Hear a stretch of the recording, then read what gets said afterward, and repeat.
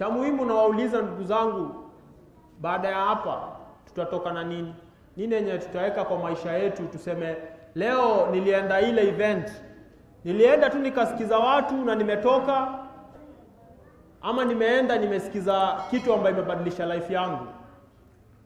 Mimi vile niliwaambia nikianza, my name is Hassan Hamza, naitwa Hassan Hamza. Na ukisikia mtu anaitwa Hassan Hamza na mimi nimezaliwa Hassan Hamza, utajiambia huyu jamaa ni Muislamu, amezaliwa Muislamu. Ukiangalia pia niko na ndevu kidogo, alhamdulillah, mwili pia imekubali. Unajua Waislamu ni watu pilau biriani. Mwili pia ni ya biriani. Sura pia sio mbaya, wife yangu ananiambianga mashaallah, wewe ni cute. Sura pia si mbaya Kuzaliwa tu ndio nimezaliwa ghetto, lakini mwili pia ni ya mahali kama South Sea, Lavington, si ndio? Kuvaa pia alhamdulillah najua kumachungua. Ukiona umse akitembea wewe sema huyu jamaa mashallah kona do, si ndio? Lakini point yangu nikianza speech yangu nitakuambia hii ni ukumbusho kwangu kwanza. Mimi nimekuja leo hapa na kila siku nikitoka kwa nyumba yangu nikienda kuongelesha, kwanza sana nikiongelesha vijana.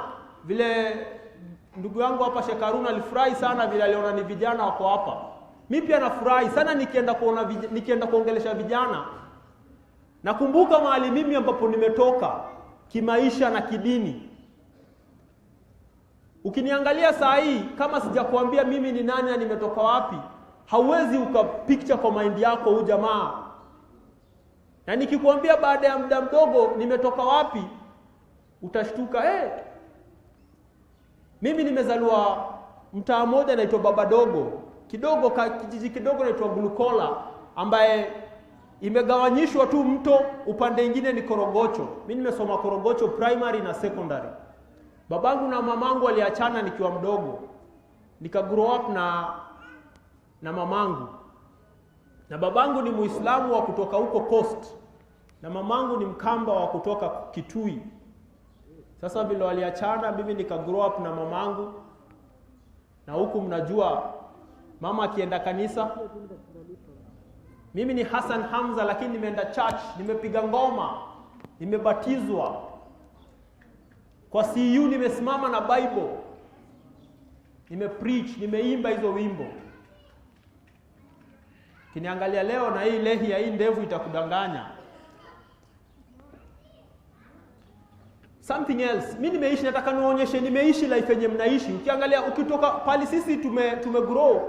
Pali mimi nimegrow, ukikuja hapa Mkuru kwa Njenga unaona alhamdulillah hapa kidogo niko wadosi kidogo. Coach ukiangalia maisha ya huko alhamdulillah saa hii na watu wengi hapa hivi Coach na Mkuru kwa Njenga ni kama inafanyanga exchange program. Watu wa Coach unasikia uko wapi? Nimeenda kwa aunti yangu huko Njenga, ameenda Ocha. Kuna wale waendangi Banisa, waendangi Mandera, waendangi Elwak. Wakitoka wamezaliwa Korogocho, akitoka Korogocho anaenda Njenga, sasa ni Tasia. Si ni ukweli? So mimi nimezaliwa hiyo life. Wazazi wangu walipoachana, mamangu alikuwa anauza maziwa. Na sisi tulikuwa tunauza maziwa. Tunatembea every day, unaona nikienda kuongelesha wanafunzi kwa shule na wauliza bell gani mnapenda, kengele gani mnapenda sana.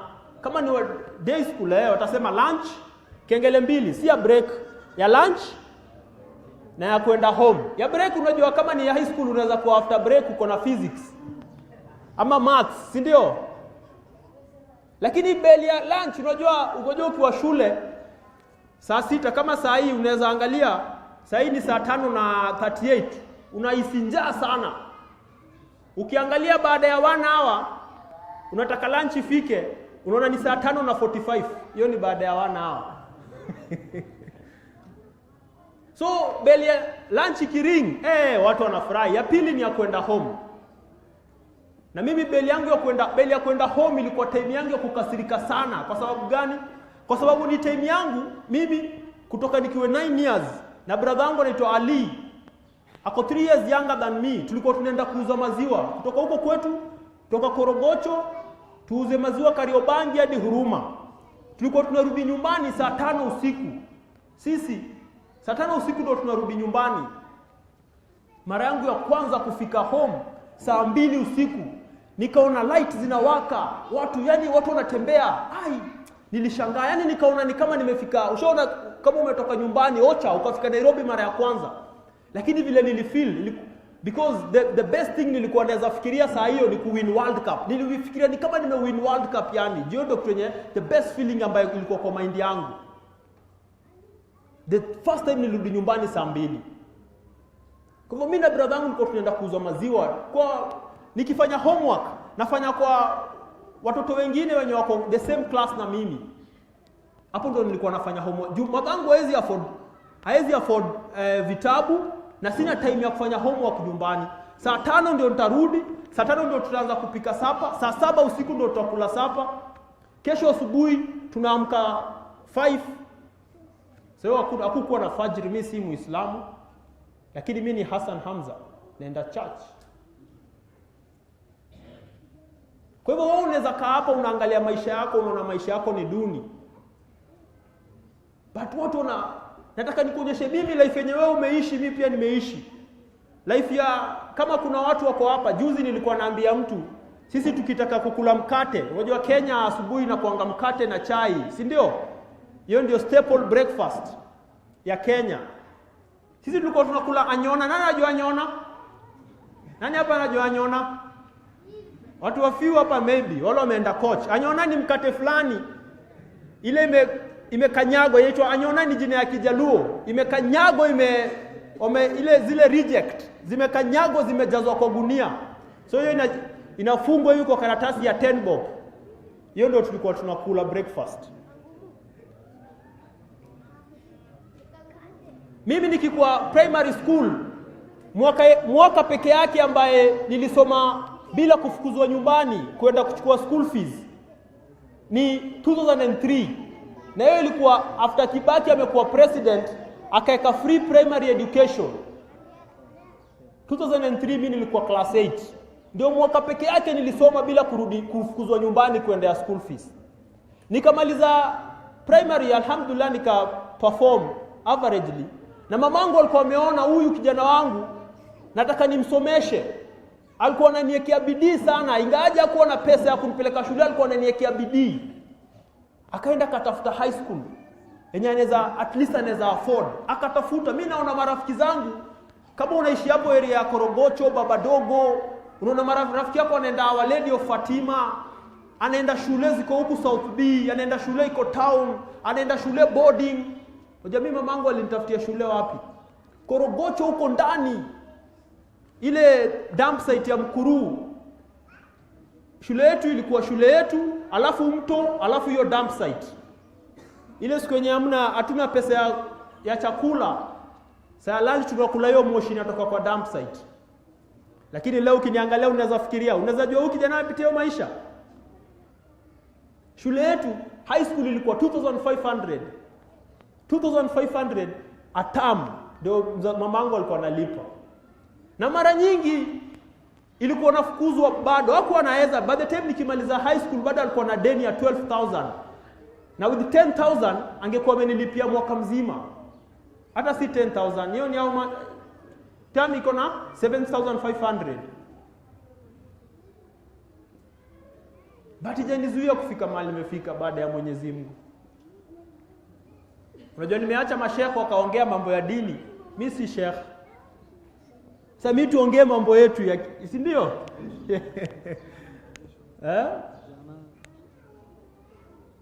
Kwa hivyo life ni hard hapa nje kwetu sote. Mimi nikiingia high school, hiyo ilikuwa inaitwa Glory Korogocho High School. Niliingia nikapata watu 1 2 3 4. Mimi nilikuwa mtu wa 5. The entire school mimi nilikuwa mtu wa 5. Hata sijai kuja number 5 kwa class. Sasa tukifanya exam ilikuwa tu lazima nikuje na between number 1 to 5. Juu watu ni watano. Nikuwe mwerevu, nikuwe si mwerevu. So within this time, madangu venye life ilikuwa hard kwetu. Home saa zingine nakumbuka siku moja, sitawahi sahau. Siku moja anko yangu amekuja kututembelea, anko yangu. na bibi yake amekuja kutembea kwetu, akapata kwetu tumepika githeri ya 30 bob na waru ya 10 bob. Ndio tulikula, a family of 9 na anko yangu na bibi yake. So life ni hard kwetu sote. Nakumbuka my grandmother alikufa last year. Chungu sana, hakuweza kupata shahada, kuchukua shahada. Shosho yangu alikuja Nairobi kutoka Kitui, akaishi hapa mahali inaitwa Jericho. Akaanza kufanya kazi kama waiter kwa bar. Baada ya muda mamangu akakuja akaolewa na babangu, wakaachana. Kwa hivyo mimi nataka, I hope nikiongelea story yangu naweza enda for a very long time, but I hope tuweze kuconnect, muweze kuona huyu jamaa ama watu wamekuja hapa, si ati watu wamekuja wametoka mahali fulani, wametoka different na life yenye sisi tunaishi, wanakuja wajui sisi tunapitia nini. Inaweza kuwa mimi sipitii kenye wewe unapitia, but mimi nataka nikuonyeshe life yako ni life yangu.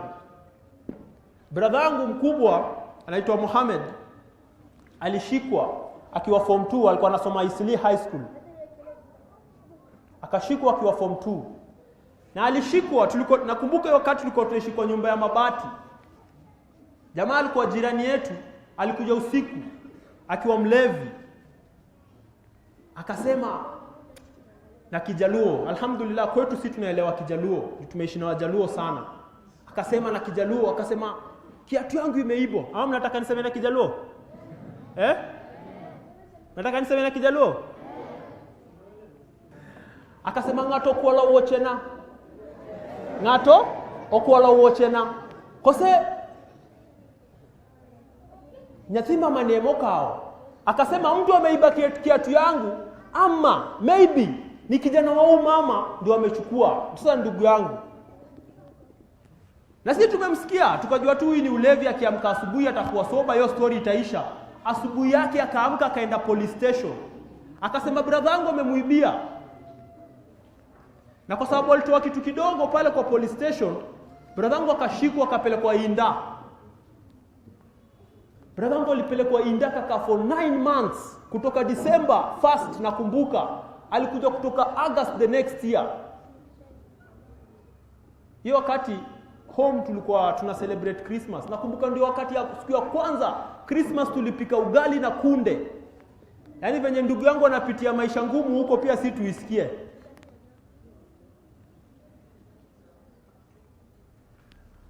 Bondi yake alikuwa anafaa atolewe na 3000 shillings. Atolewe afanye kesi akiwa nje. 3000 shillings hatukuweza kuafford kama family. Nakumbuka I was young, lakini nakumbuka nikitembea na kitabu na kalamu for 9 months nikichangisha 3000 shillings kwa friends and family. Brother yangu aweze kutoka afanye kesi akiwa nje. Hiyo ndio the kind of life yenye huyu jamaa mwenye mnaona ako hapa hivi, mwenye mkimwangalia sura na mwili ni kama ya Lavington na Kileleshwa, ndio maisha amepitia. Nakwambia hii story not because uniangalie, unihurumie. Nakwambia hii story because najua kuna mtu wako hapa leo, labda leo asubuhi hakunywa chai. Kuna mtu wako hapa hivi, alhamdulillah kama lunch iko hapa hivi ndio atabahatika. Kuna mtu wako hapa maybe rent hajui itatoka wapi. Kuna mtu wako hapa hivi ni mgonjwa, ana doa kuenda hosi. Kuna mtu wako hapa hivi ni labda ni sister, bwana yake amemwacha akiwa na mtoto mdogo, hajui itakuaje. Nakwambia hii story because na believe, na mimi wana slogan yenye mimi huambia watu, unaweza. Nataka tuseme pamoja, naweza. Hapana bana, semeni, say like you believe it. Naweza. Unaweza. Tunaweza. I'm telling you this because na believe that wewe unaweza. Leo mimi upenda nikiongea natumia kitu yenye hata tukiachana kuna kitu yenye itarinko mind yako, itafanya ukumbuke. Kuna speech yangu moja mimi hufanya na chupa ya soda. Na kuna speech nyingine mimi hufanya na tiketi ya ndege. Na hii pia nikikuonyesha ni tiketi ya ndege. Na hiyo maisha yote yenye nimekuonyesha, hii pia mimi ni tiketi ya ndege imeandikwa jina yangu. Yaani kumaanisha nishaipanda ndege. Wewe pia unaweza. Kwa hivyo, wacha niwaulize, tutumie soda ama tutumie ticket? Tutumie gani? Wangapi soda? Wangapi ticket? Wangapi tuchanganye? Haya, naona wengi wanasema tuchanganye. Kwa hivyo tutachukua 3 lessons hapa na tutachukua 3 lessons hapa. Kaeni chini, soda tukunywe saa hii. Kwanza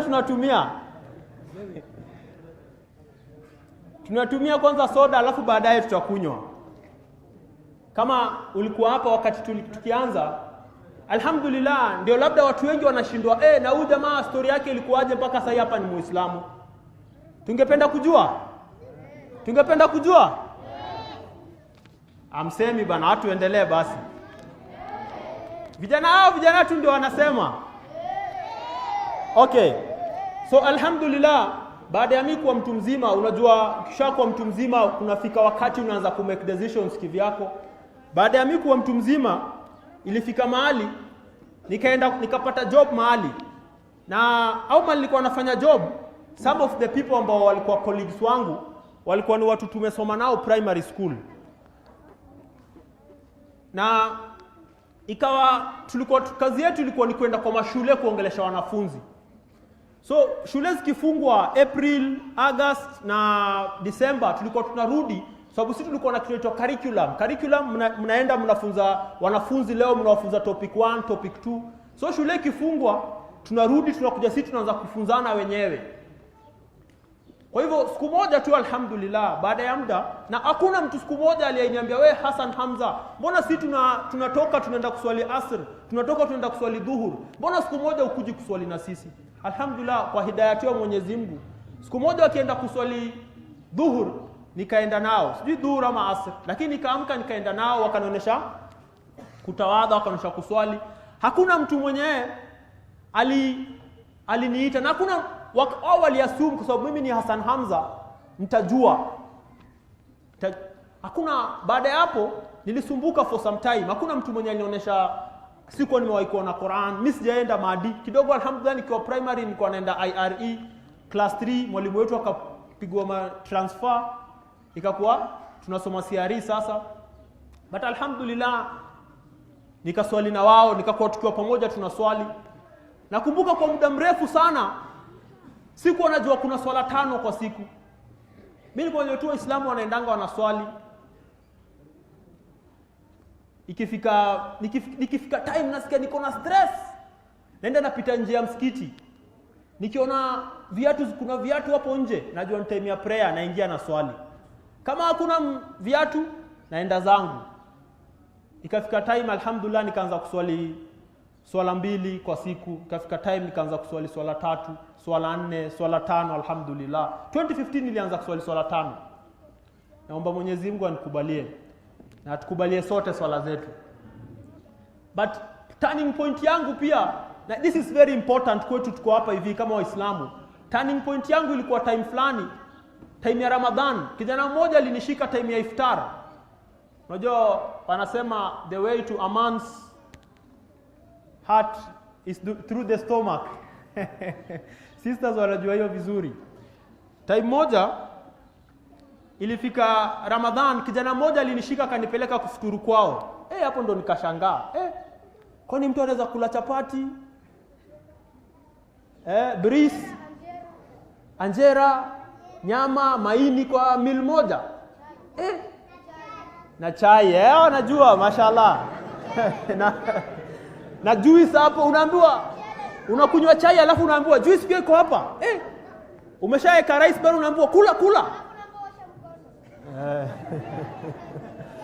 Mashallah. Hakukuwa na boshe haikuwa. Anyway, so baada ya mimi kuona hapa hivi kuna ka form, unajua, si ndio? Kuna ka form baada ya kuswali, alafu alhamdulillah baada ya kukula nao, kufuturu nao, utaenda nao tena Isha, sio? Asubuhi tena fajiri usipokuwa utakuuliza ulikuwa wapi? So alhamdulillah, pole pole nikaanza kuingia kwa hiyo form. Afia baada ya muda kidogo nikaona kwa Facebook, nikaona kuna hizi street dawa, watu wanaenda kufanya dawa mahali. Mimi before nilikuwa nafanya na organizations za NGO. Kwa hivyo ilikuwa kazi yangu ilikuwa kwenda kwa ground, kwa mtaa kuongelesha watu. Kwa hivyo ilikuwa kitu ngumu kwangu penye niliona. So nika join Dawa Center alhamdulillah. Baadaye nika join Ilm TV. Imekuwa jani kwangu. But nikiangalia wakati nikianza dawa ama before nislimu, nilikuwa na, unajua sisi sana mtu ambaye hajaelewa Uislamu wanaona Uislamu ni a set of rules. Tunaambiwa tusifanye hii, tusikule hii, sijui usidate huyu, sijui usiambie watu nini. Mtu anafikiria hivyo. Lakini wakati nilianza kupata ladha ya Uislamu na nikaanza kubadilisha mienendo yangu, hata njia zangu zikafunguka, nikapata job. Nilikuwa naishi hiyo time, nilikuwa naishi kwa kanyumba kadogo. Tunajua wale mavijana wa ghetto wanajua ukianza life kutoka kwa mother, unaendanga unaanza kuishi na best yako. Akitaka best yako inafika mahali anataka kuoa. Inakuwa sasa nitaduaje? Huwezi ishi na mtu ameoa kwake, si ndio? Inakuwa best yako anataka kuoa. Nenda unatafuta nyumba ya tao moja mahali, si ndio? Either ya mabati ama chini ya stairs mahali. So alhamdulillah, wakati nikislimu nilikuwa naishi kwa nyumba kama hiyo. In a few years, hata maybe in 1 year wakati nilianza kupractice dini, yote ilibadilika. Na inaweza kuwa different kwako. Unaweza slimu na ulikuwa poa na upate mtihani. Lakini wakati nilikuja nika understand dini, venye Sheikh aliongelea brother Harun, kujibidiisha, kungangana, unataka umekosa kuswali kwa wakati, yani labda ulikuwa mahali jamaa imekupita unasikia uchungu. Life yangu ilibadilika kabisa. The person ambaye nilikuwa before na the person ambaye nilikuwa, nimwambia before nilikuwa nafanya job na NGO, nilikuwa na chance ya kuenda mahali kama Netherlands, wapi, kwenda huko. Alhamdulillah, unaona venye mimi naongea, sio? Naweza simama mahali naweza ongea watu waone jamaa, hata kama nimesoma naweza fikiri watu wanaweza fikiria mimi ni mwerevu, si ndio? Kwa hivyo nilikuwa na chance ya kufanya kitu na life yangu. But hizo zote ziku happen mpaka wakati ambapo nilislimu. Kwa hivyo na mimi nafurahia sana. Niliwaambia mimi upenda sana kugongesha vijana kwa sababu kuna siku mtu alikaa ama akasimama mahali mimi niko hapa leo, na mimi nilikuwa mahali wewe huko, na mtu alisema kitu ambaye ilibadilisha maisha yangu kutoka hiyo siku. Alhamdulillah, life yangu haijawahi kuwa the same again. Na mimi nikienda kuongelesha watu mahali nikikaa hivi, huwa naangalia nasema hapa kunaweza kuwa leo na mtu mmoja mwenye atasikia kitu yenye inasemwa hapa, atasikia kitu yenye mimi nasema, atasikia kitu yenye wamekuja before mimi wamesema, na life yake haitaja kuwa the same again. Mtu mmoja tu hivi. Lakini swali yangu kwako, is that person you? Huyo mtu ni wewe? Ama wewe ni mwenye utakuja hapa usikie ucheke, pale mtu atasema kitu touching usikie uko touched, alafu utatoka hapa tena uende life yako irudi mahali ulikuwa? Ni kama utoke safari hapa ufike mpaka Mombasa, ulikuwa unaenda kuchukua kitu huko, alafu rudi tena. Kwa hivyo swali yangu kwako, is that person you? That person wewe mwenye mtu mmoja hapa mwenye atasikia kitu na atasema hata kama nitaanza kidogo tu, hata kama ni kitu nimekuwa nikitumia packet labda ni fegi ama ndomo, nimekuwa nikivuta 5 kwa siku, nasema leo kuanzia leo either nitawacha kabisa ama nitapunguza, yani nitaanza kungangana kuachana na hii kitu. Mimi nawaambia na wakumbusha tunaweza. Kwa hivyo niliwaambia napenda kutumia, ukiangalia hii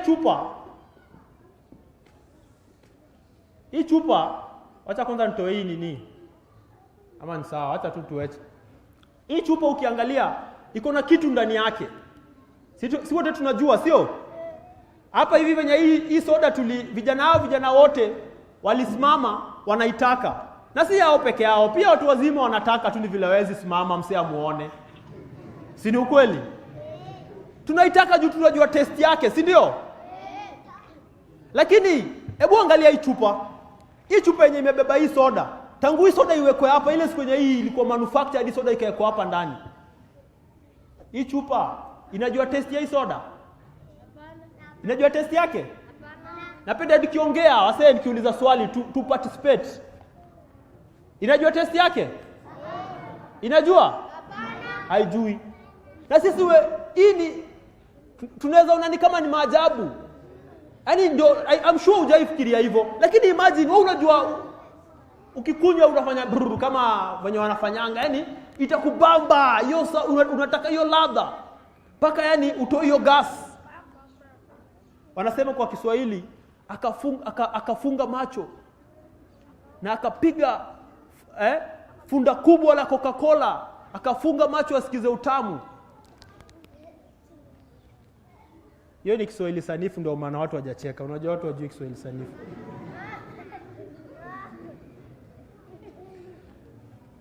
Si tunaweza shangaa hii soda, lakini pia sisi wengi wetu ni hivi. Watu wangapi ambao ni Waislamu leo lakini hii wanaishi kama hii soda, wanaishi kama hii chupa? Watu wangapi? Uko na Uislamu, kitu ambaye mimi wallahi wakati nimesilimu nikaanza dawa. Tulienda dawa siku moja Machakos, tukafanya dawa. Msichana mmoja baada ya kumfanyia dawa alichukua shahada, akaanza kulia, akatetemeka kwa uzito wa hiyo kalima. Wallahi siwaambii kitu nilisikia, nawaambia kitu nilishuhudia. Msichana mmoja ambaye I'm sure hajawahi sikia anything kuhusu Uislamu, lakini wakati alisema ashhadu akaanza kutetemeka, akaanza kulia, akaanza kutoka machozi. Imagine ukisoma katika tarikh, ukisoma katika sira, ukisikia stories za kina Imam Bukhari, ukisikia stories za kina Ibn Taymiyyah, Sheikhul Islam Ibn Taymiyyah. Hebu imagine maswahaba leo wangekuja hapa, tunaambiwa maswahaba leo wakikuja hapa watuone, watashangaa sana kama sisi ni Waislamu. Kwa sababu ya nini? Wengi wetu tuko na Uislamu lakini tunaishi kama ichupa. Tunatoka bana katika badala watu wanaswali, inaadhiniwa, uko hapo nje inakimiwa, lakini wewe unapita unaenda kula mogoka, unapita unaenda kuzini, na wase wanaswali. Kitu ambaye utaulizwa siku ya kiyama, kitu utaulizwa the first thing. Watu wengi sana wanatamani Uislamu, wanatafuta, wanafanya all they can kupata Uislamu. Wewe leo umezaliwa Muislamu lakini unaishi kama ichupa. Ujui nini yenye ndani yako. Unataka kuvaa kama wasiokuwa Waislamu, unataka kuongea, unataka kuishi kama wasiokuwa Waislamu. Tuko na tofauti gani na ichupa? Uko na kitu ndani yako ambaye ujui au taste ladha yake. Iko na umuhimu gani kwako? Mimi nafanya Ilm TV. Siku moja niliona kitu ambaye ni ya kushangaza. Tulikuwa tunafanya, tukimaliza enda usubscribe kwa channel ya Ilm TV ambao wana record leo. Kuna program moja inaitwa My Hustle. Program poa sana. Tunaenda kwa mtaa, tunatafuta vijana Waislamu ambao wanafanya bidii, wanafanya biashara, wako na story, tunawarecord, tunapata story yao. Siku moja tukiwa South B, kijana mmoja alikuwa amesilimu, hata hajamaliza 6 months. Alikuwa na story poa, ameni-inspire, yani venye anabonga. Akasema, anatuambia, ile siku yenye mimi nilisilimu, before nisilimu, nilikuwa naenda mabash, nilikuwa navuta ndom, nilikuwa na party, lakini ile siku yenye nilisilimu hivi, hizo vitu zote niliwacha. Akatuambia, yeye urauka, ako na biashara yake ya kuuza smoki na mayai.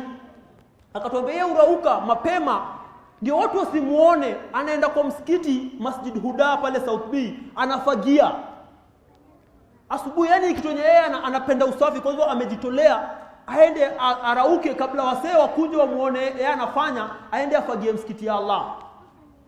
Wallahi tukiwa tunapiga story na huo chali hapo kwa bezi yake, chali moja akapita na bibi yake. Wote leo ukimwangalia ako na athari ya mtu ambaye amezaliwa katika Uislamu. Labda ni Mborana, labda ni Mgare, labda ni Msomali, ako na hizo features. Akapita akiwa akotei, na anaita huyo jamaa, Ustadh, assalamu alaikum. Huyo jamaa yeye na wife yake, jamaa ako mlevi na wife yake amebeba mtoi, wanatoka South B kwa nyumba za mabati, wanaenda South C kwenda kuomba pesa na ni walevi na ni wamezaliwa katika Uislamu. Na hapa kuna mtu ambaye amesilimu na anang'ang'ana, ajui kusoma suratul Fatiha, akupata chance ya kwenda maadi kama wewe, kama akupata chance ya kujua suratul Fatiha, akupata chance ya kusoma alif, lakini anang'ang'ana, anaswali swala 5, anang'ang'ana, anaenda asubuhi kwa mosque anafagia. Na wewe unapita hapo, wewe ni mlevi. Subhanallah.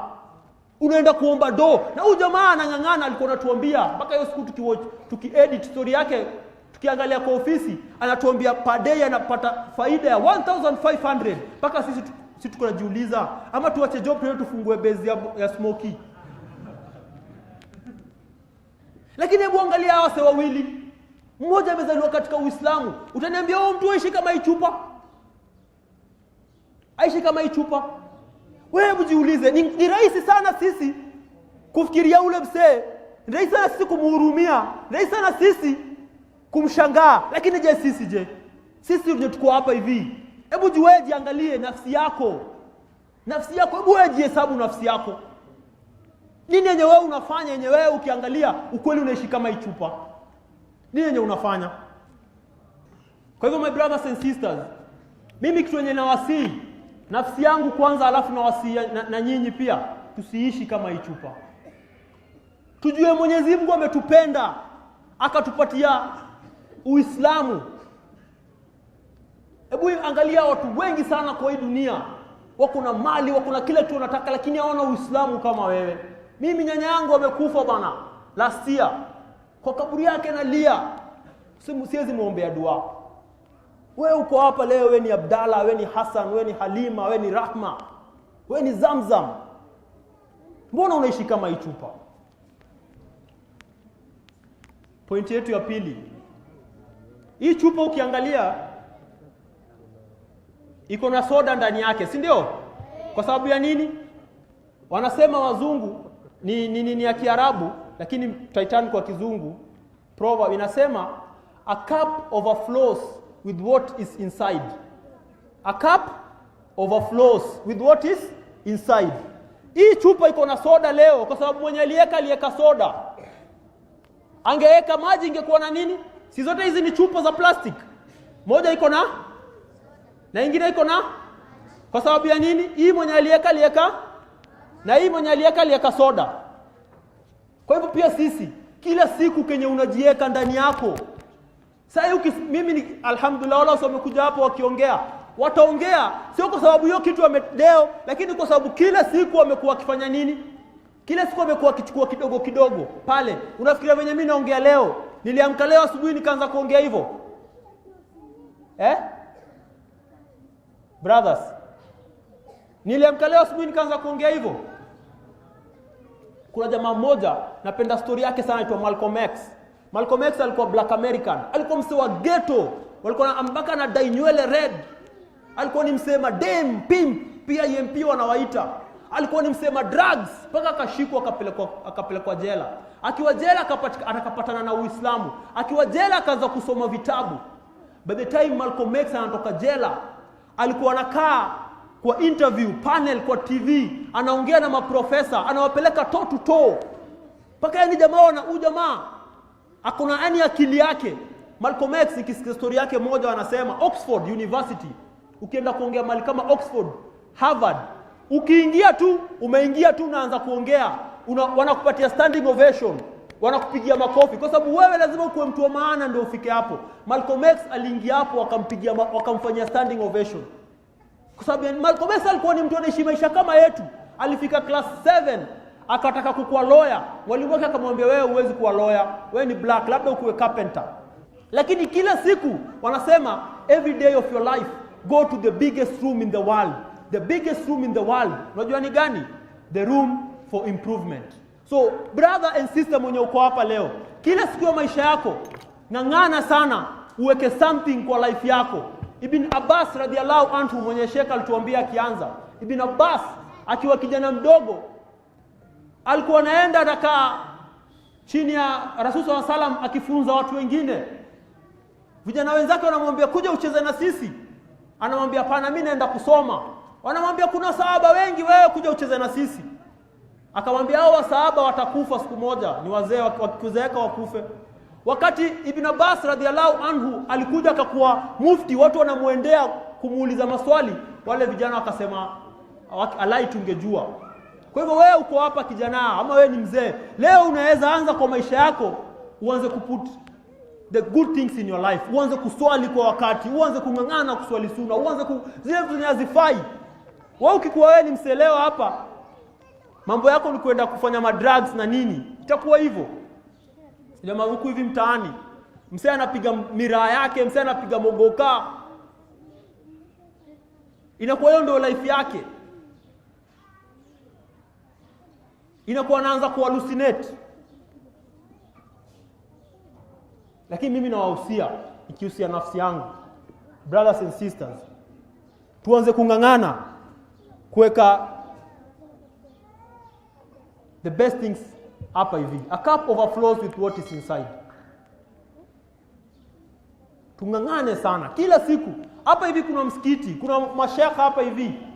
Ng'ang'ana siku moja hata kuja. Jifunze hata hadithi moja. Jifunze hata kama ni word moja ya Kiarabu. Unajua niliwaambia Sheikh Mohamed alikuwa mwalimu wangu. Sheikh Mohamed alikuwa mwalimu wangu wa Kiarabu. Na before that tumeenda kama venye nawaongelesha leo, tumeenda Mombasa siku moja. Tukaongea mashallah, tukafanya program moja noma. Tukaongea. Lakini sasa mimi ndio nimesilimu. Najua tu salamu alaykum, after salamu alaykum sijui kitu kingine yoyote. So tumemaliza kufanya program, nikapata na Sheikh Abu Hamza hapo nje. Watu wengi wanamjua Sheikh Abu Hamza. Akaniambia salamu alaykum. Wa alaykum salam. Akaniambia kaifa anta? Sasa hapo ndio ngori ilianzia. Mimi sijui kaifa anta, lakini mimi ni mse wa ghetto, sitaki kusema sijui kaifa anta, sio? So nikaleta Kiswahili nikamwambia Sheikh, unajua mimi narudi Nairobi kesho nini? Hiyo story kaisha. So nikakuja nikalan, mtu akikwambia kaifa anta unasema nini? Bi khair wa alhamdulillah.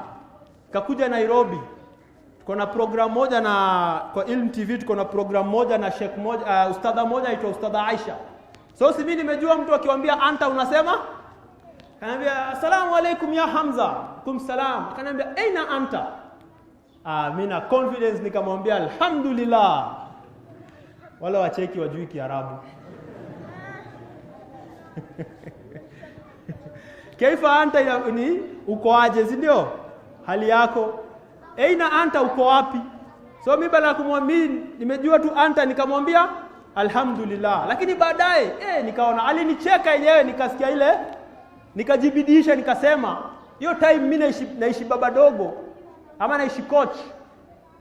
Nafanya kazi South B. Lakini nikaamua South C Masjid Salam every day after job nitakuwa naenda huko. Nafika home saa 4, lakini nikang'ang'ana alhamdulillah nijue Kiarabu hata kama ni kidogo, hata kama ni ya kuomba maji. Niliwaambia tutaongelea ticket. Mimi napenda kuongelea kitu ambaye watu watakumbuka. Hii ni ticket ya ndege. Na Sheikh Lindome pia siku moja tushaipatana naye kwa ndege alhamdulillah. Wacha nikuulize.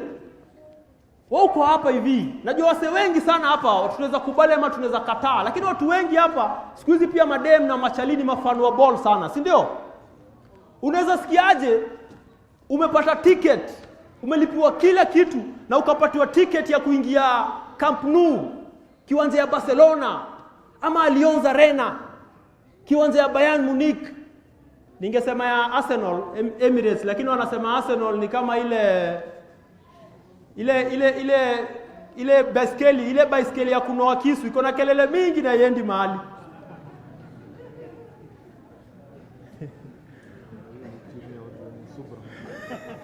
Sheikh anasema Arsenal ni timu ya wenye subra.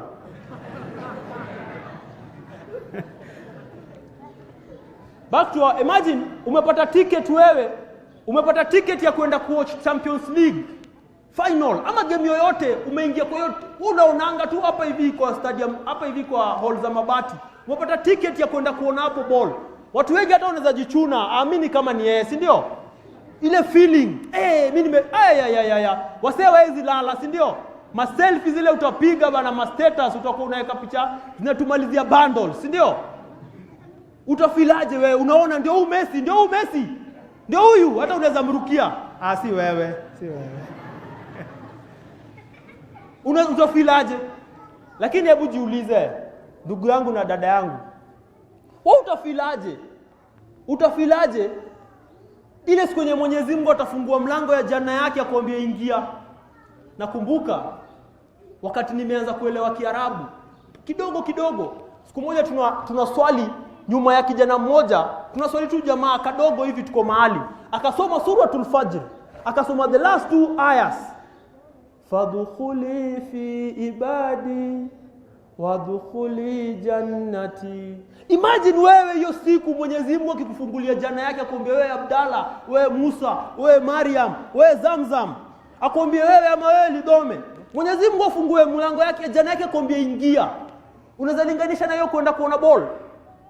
Na sasa wewe mtu akikwambia fanya hivi, amka saa fulani uko unafanya hivi, utaenda kuwatch ball Camp Nou. Si tutafanya? Si ni kweli? Brothers, tuongee, si ni kweli?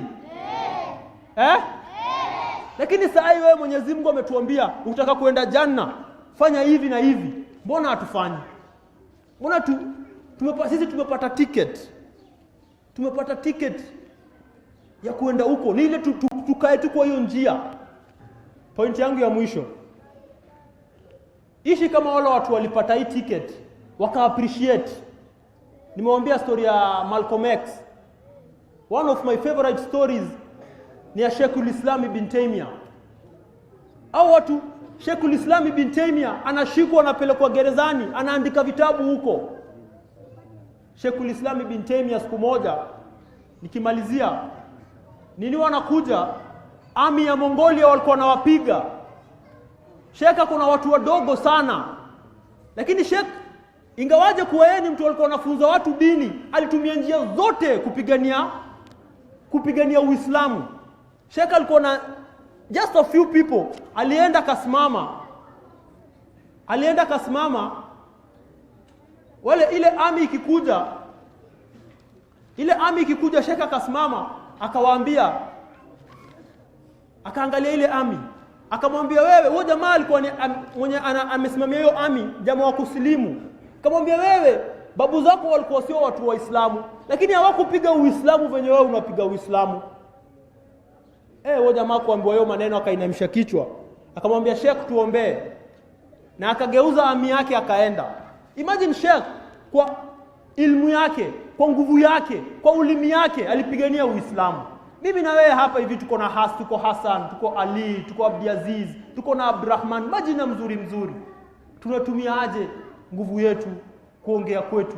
Tunatumiaje katika njia ya Mwenyezi Mungu? Tunatumiaje?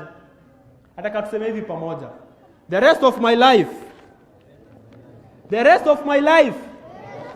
Hapana bana, kama msemi sitoki. Nimeshatumiwa letters mingi, la kama msemi hivyo tumalize. The rest of my life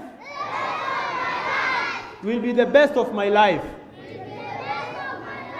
Only if I make it. Inshallah. Naweza. Unaweza. Tunaweza. Assalamu alaikum wa rahmatullahi wa barakatuh.